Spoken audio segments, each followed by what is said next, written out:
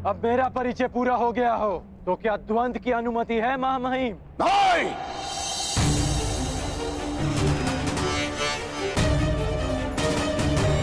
कदापि नहीं। तुम्हें द्वंद्व की अनुमति कदापि नहीं मिल सकती। अर्जुन कुरुवंशी है, अर्जुन क्षत्रिय है, अर्जुन राजकुमार है और तुम केवल एक सूत पुत्र हो। सूत पुत्र।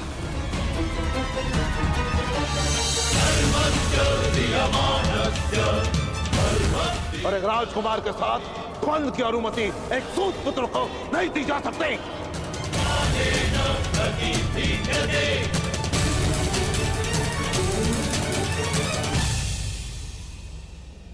मौन क्यों हो गए सूतपुत्र?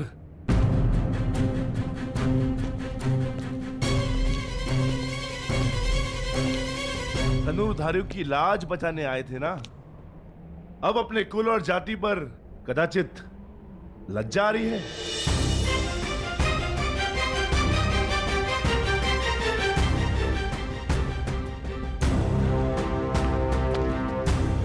लज्जित नहीं हूं मैं वृकोदर। लज्जित नहीं हूं कि मेरा जन्म एक सूत कुल में हुआ। गर्व है मुझे कि मेरे पिता एक सारथी हैं, परंतु शोभ है कि युद्ध में महारथी से पहले बाणों का सामना करने वाले सारथी को यहां सम्मान का पात्र नहीं समझा जाता। अभिमान है मुझे मेरी माता के लालन पालन पर कि जिसने एक सूत को एक धनुर्धर बनने के योग्य बनाया, एक योद्धा बनाया, योद्धा बनाया, योद्धा बनाया।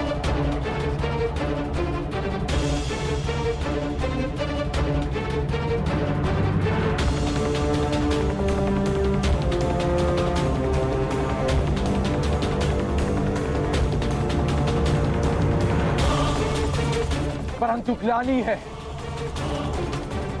कि संसार के सबसे महान योद्धा आज तक कैसे जाति और कुल के युद्ध में उलझे हैं।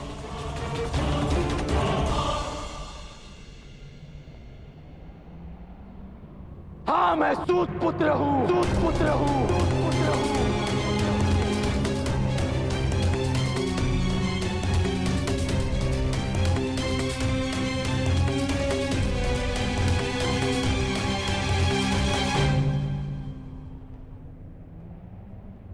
हाँ, मैं सारथी अतरथ का पुत्र, अतरथ का पुत्र, अतरथ का पुत्र, अतरथ का पुत्र।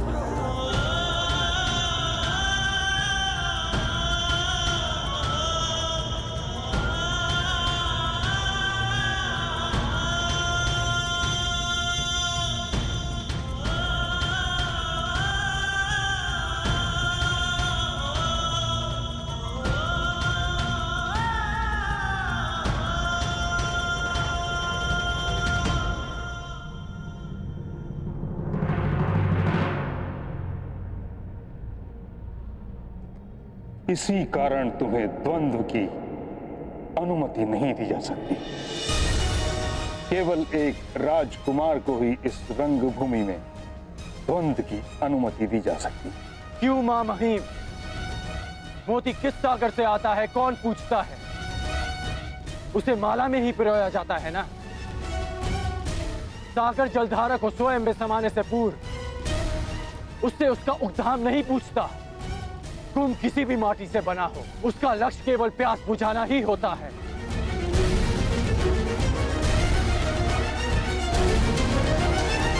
किंतु वर्ण प्रथा दशकों से चली आ रही, उसके कुछ नियम हैं जिनका उल्लंघन असंभव है। नियम ये थे कि वर्ण विभाजन कर्म से हो। आप लोगों ने उसे जन्म से जोड़कर नियम बदल डाले, तो आज नियम क्यों नहीं बदल सकते?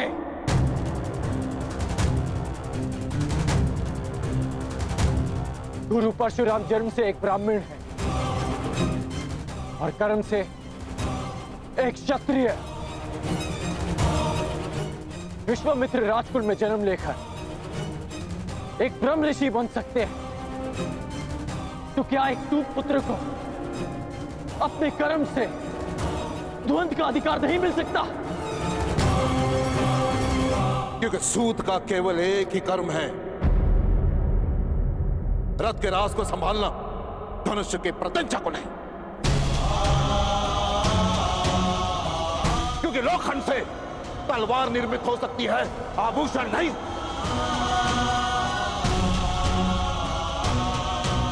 स्वर्ण की माला में केवल मानिक जड़े जा सकते हैं, कोयले के खंड नहीं।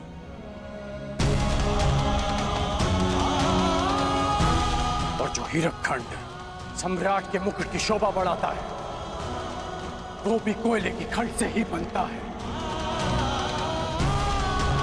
अर्जुन को सर्वश्रेष्ठ सिद्ध करने के लिए कितने नियम बनाएंगे और कितने नियम तोड़ेंगे आप? मुझे शिष्य नहीं बनाया, भील पुत्र एकलव्य से गुरु दक्षिणा में दाहिने हाथ का अंगूठा ले लिया।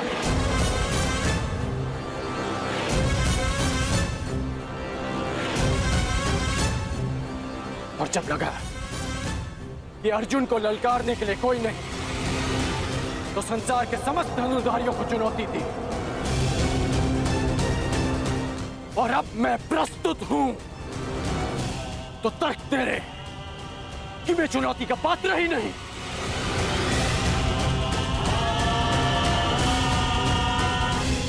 क्या आपकी सोच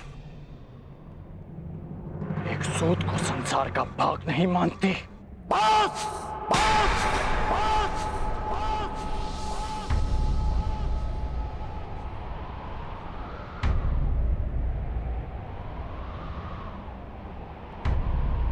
बस करो कर्ण, तुम मेरे सम्मान को ललकार रहे हो।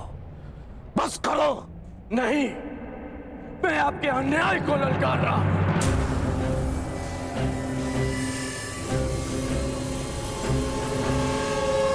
ये कैसा न्याय है महामहिम? मैं इस नीति को नहीं मानता। इसका निर्णय हस्तिनापुर की प्रजा करेगी।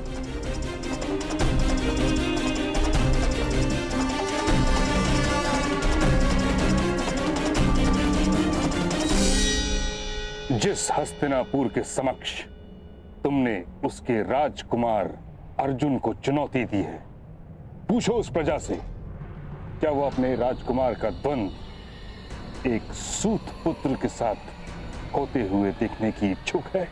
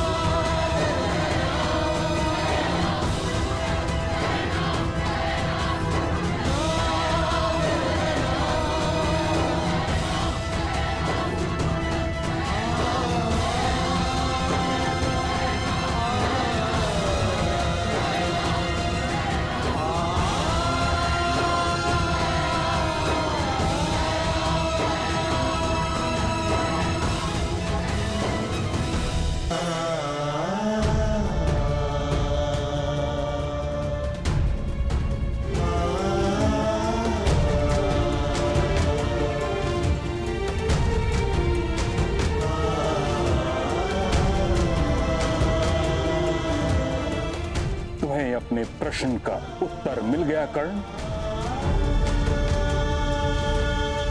अब प्रस्थान करो। परंतु बस कर्ण,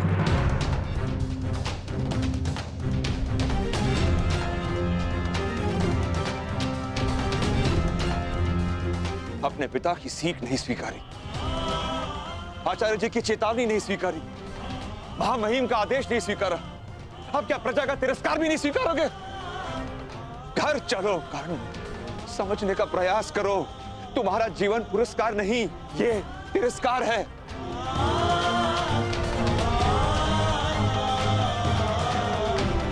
घर चलो।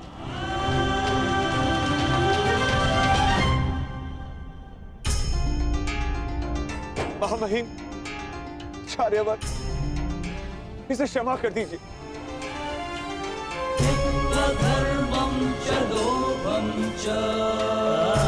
ये मूर्ख है, उदंड है, कहां कैसे व्यवहार करना है उसकी समझ नहीं है इसे।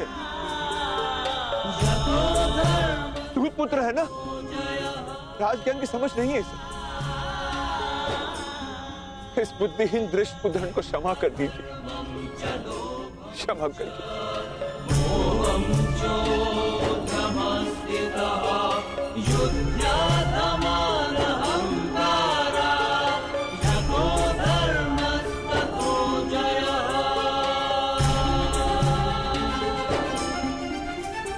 बुद्धिहीन दृष्टपुत्रन को क्षमा कर दीजिए, क्षमा कर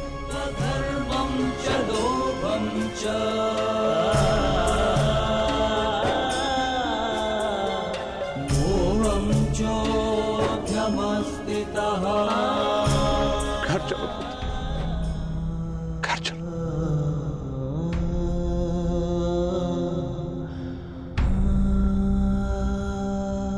सीखो सूतपुत्र सीखो, अपने पिता से मर्यादा की सीमा सीखो।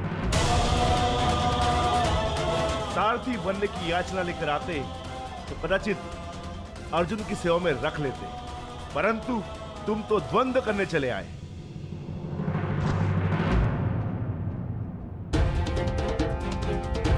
जाओ सूतपुत्र, घर जाकर अपने पिता से मर्यादा का पाठ सीखो।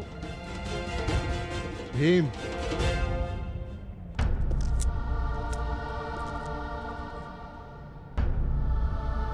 पहले तुम मर्यादा में रहना सीखो।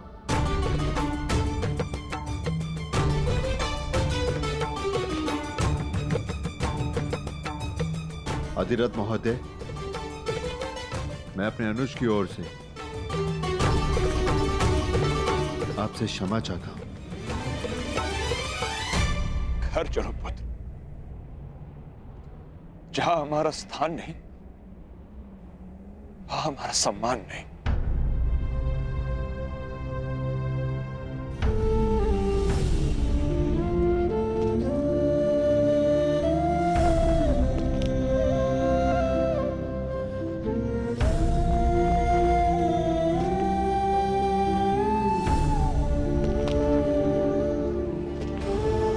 मेरे होने वाले सम्राट, इस अर्जुन के हर दिव्यास्त्र का उत्तर है ये कर्णास्त्र।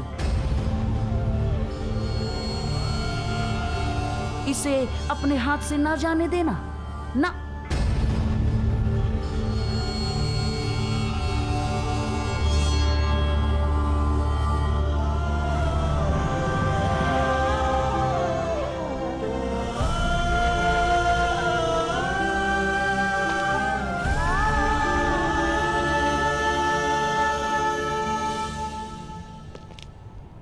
मैं तो धनुर्धारी बनूंगा।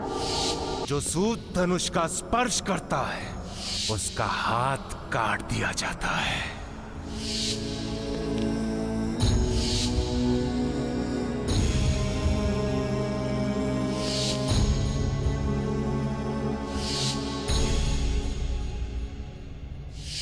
तुम्हें द्वंद्व की अनुमति कदापि नहीं मिल सकती। अर्जुन कुरुवंशी है, अर्जुन क्षत्रिय है, अर्जुन राजकुमार है, और तुम केवल एक सूत पुत्र हो, सूत पुत्र।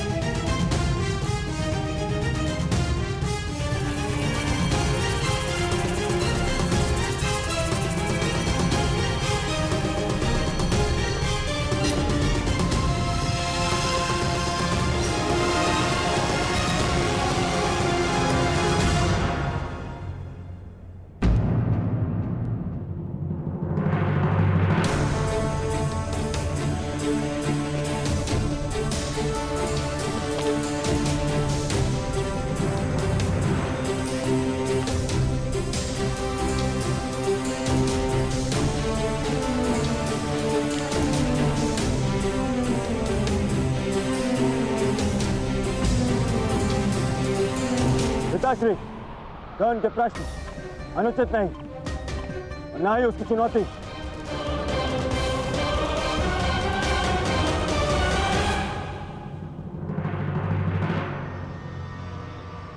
पूछी तो कहा करने।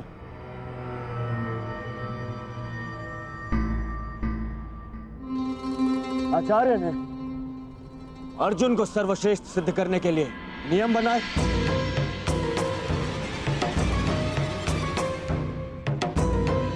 और फिर उन्हें भंग भी कर दिया। उन्होंने भरी रणभूमि में स्वयं ललकार दी, और जब कर्ण चुनौती के लिए प्रस्तुत हुआ तो उसे अयोग्य सिद्ध कर दिया। पिताश्री, यदि कर्ण इस स्पर्धा के नियमों के अंतर्गत अयोग्य,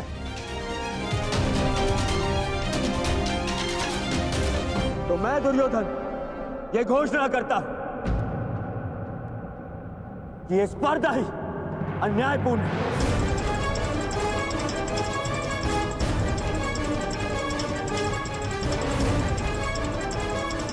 इसकी नियम नीति सम्मत नहीं।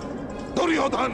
हाँ आचार्य, यदि नियम यह है कि एक राजपुत्र ही राजपुत्र का सामना कर सकता है, तो नियम यह भी है कि एक गदाधारी को एक गदाधारी का, एक खड़गधारी को एक खड़गधारी का, और एक धनुर्धारी को ही एक धनुर्धारी का सामना करना है।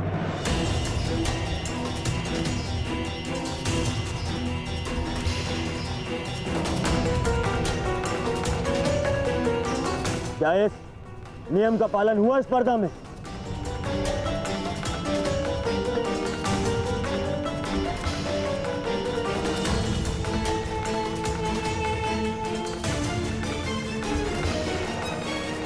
राजकुमार दुर्योधन, तुम नियमों में परिवर्तन नहीं कर सकते। एक राजा या राजकुमार का द्वंद्व केवल एक राजा या राजकुमार के संग ही हो सकता है।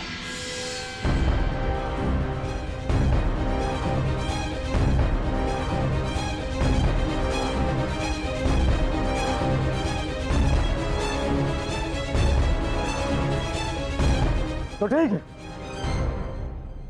अगर नियम नहीं बदले जा सकते तो मैं कर्ण का परिचय ही बदल देता हूं।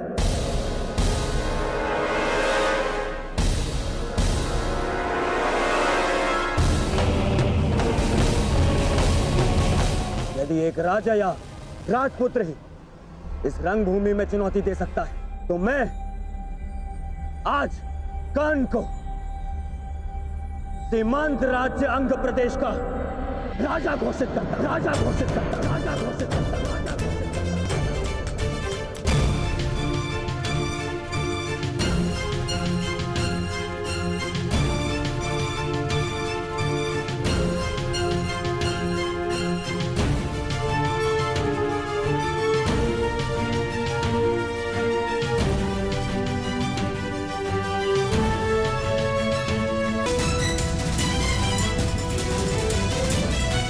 नहीं कुमार, मुझे स्वीकार नहीं। मैं यहां दान लेने नहीं, अपनी जाति और कुल के लिए सम्मान लेने आया हूं।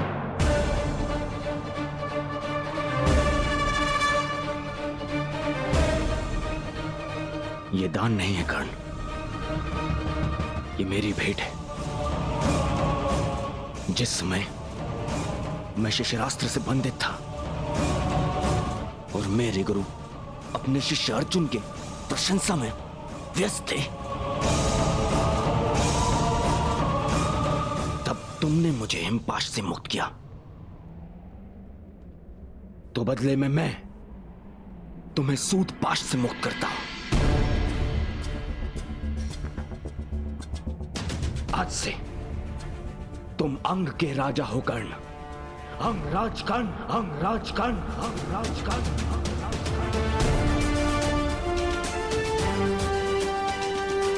और अब न केवल तुम अर्जुन को चुनौती दे सकते हो, बल्कि प्रत्येक वो कार्य कर सकते हो जिसको एक राजा का अधिकार है। एक सूत बनकर तुम समाज में बदलाव ना ला सको, परंतु एक राजा बनकर प्रयत्न अवश्य कर सकते हो। भ्राताश्री, जब तक समाज में परिवर्तन नहीं आएगा तब तक आपके अनुज को शांति नहीं मिलेगी। दुर्योधन, ना तुम युवराज हो और ना सम्राट। तुम्हें इस प्रकार किसी को भी कहीं का राजा बनाने का कोई अधिकार नहीं।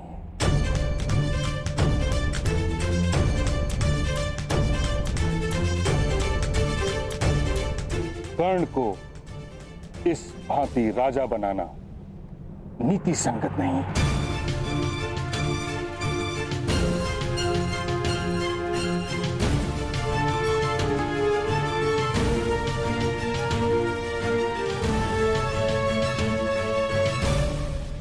महामहिम ठीक कह रहे हैं महाराज।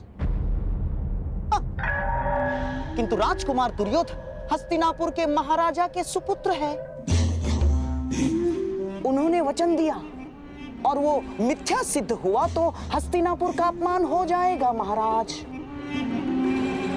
क्या आप अपने पुत्र के वचन की लाज नहीं रखेंगे?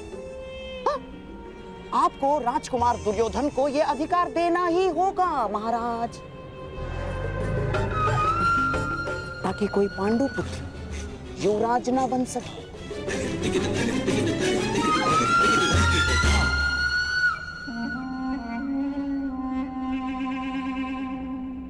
दुर्योधन, तुम मुझसे या ताछरी से मंत्रणा किए बिना इस प्रकार वचन कैसे दे सकते हो? ये अधिकारों का अतिक्रमण है। परंतु अब ये हस्तिनापुर के सम्मान का प्रश्न है। एक राजकुमार का वचन मिथ्य नहीं हो सकता। इसीलिए मैं कर्ण को अंग देश का राजा स्वीकार करता।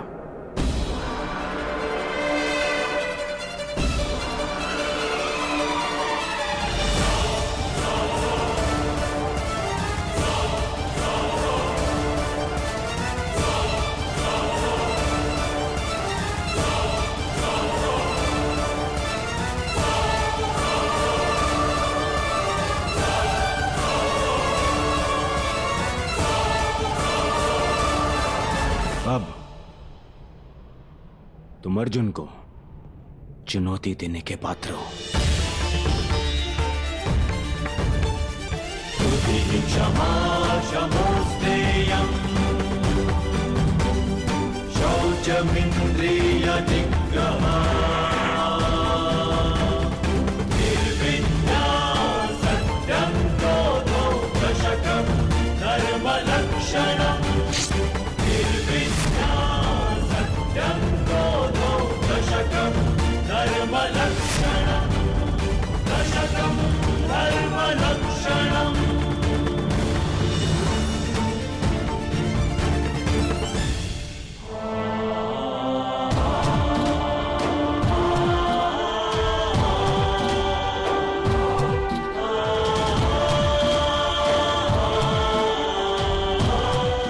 आज से तुम मेरे अभिन्न मित्र हो।